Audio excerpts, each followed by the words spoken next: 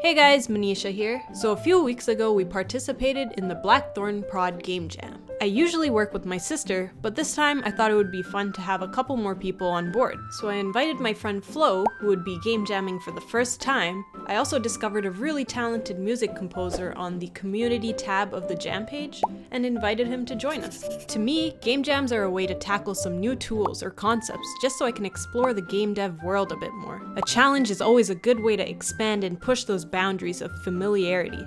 The jam had finally begun and the theme was revealed. Less is more. I decided to just jump in and start working on a platformer mixed with a card game, where collecting less cards was advantageous. But just thinking about balancing the game was overwhelming. Not to mention that I didn't really have experience with playing card games. The most experience I had was like a couple hours on Hearthstone.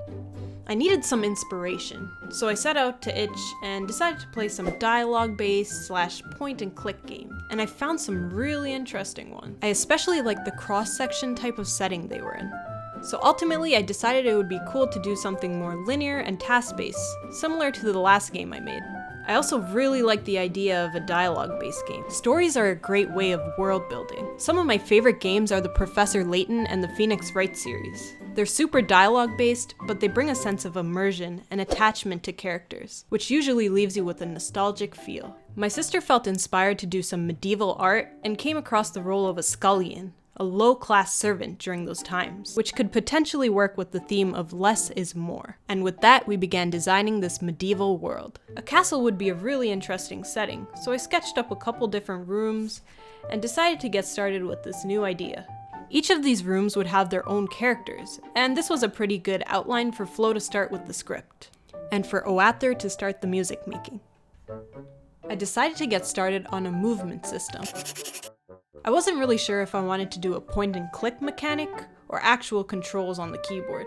After some back and forth, I decided to stick to keyboard controls, just because they feel a little bit more involved.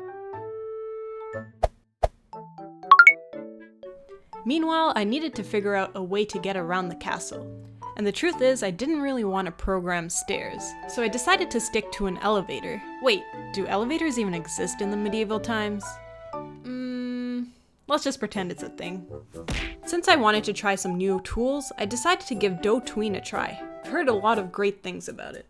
Tweening is just an animation technique that automatically generates frame-by-frame animation in between two different keyframes. This would be perfect for the elevator system since we had different floors, and the ability to ease in and ease out would be perfect to achieve that elevator feel. And this could be done with just one line of code, which is pretty crazy. All I had to do was provide the coordinates of the floor position, and then I made a button for each floor. Since this was a task-driven game, I thought it would be cool to do pickups and deliveries, because the job of a scullion was to do menial tasks around the house, or in this case, the castle. For this I wanted to keep using tween, just because carrying items and dropping them would be very position-based still.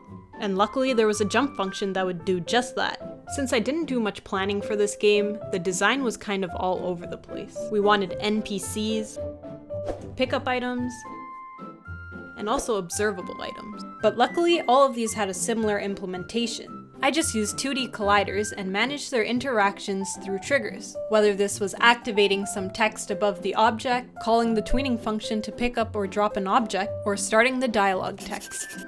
At this point, Nadisha had the background dungeon art done.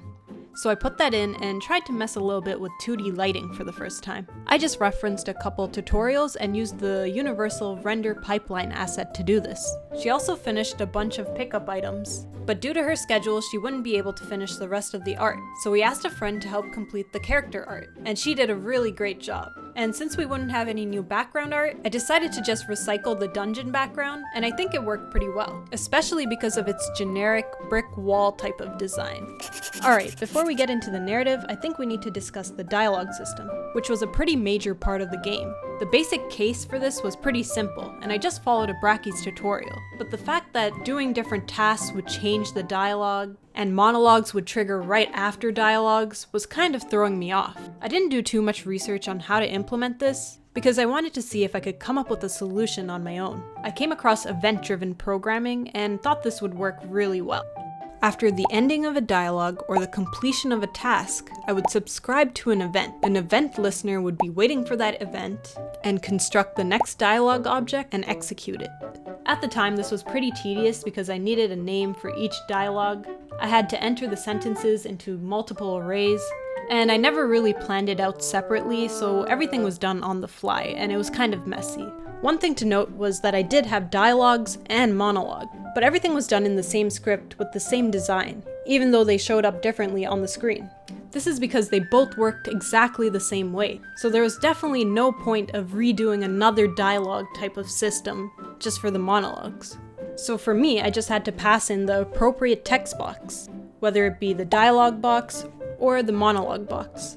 I'm pretty sure there's a better way to design a narrative game, but this worked in the spirit of a game jam and our very linear storyline. But hopefully this can give you an idea of how to apply event-driven programming into your project. As for the narrative, Flo did a great job fleshing out the characters and giving it a very witty style. We thought it would be fun to use dialogue and monologue because Shakespeare often used asides, where the character only talks to the audience. So we definitely made Shakespeare and our English teachers proud. Okay.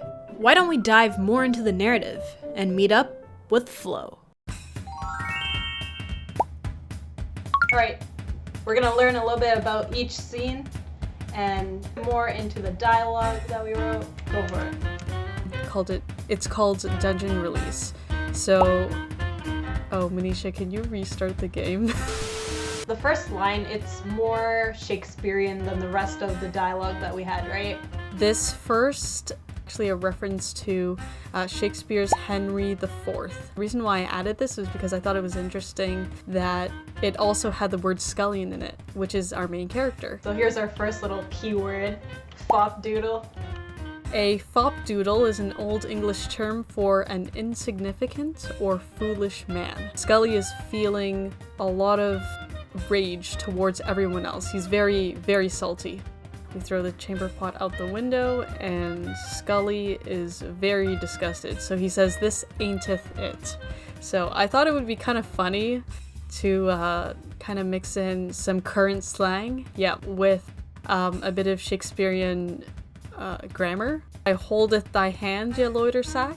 The term loiter sack means a very lazy person. So, like, off the bat, the chef isn't pleased with Scully's performance as an employee. He thinks that he should be working harder. And here comes my favorite character that I've had to write. This is the old chambermaid. Okay, so what's funny about this character is I was thinking, what is the funniest way I can have him interact with another servant? What is the most awkward interaction someone can have? And the first thing that came to mind was someone who is flirting with you that you are not interested in.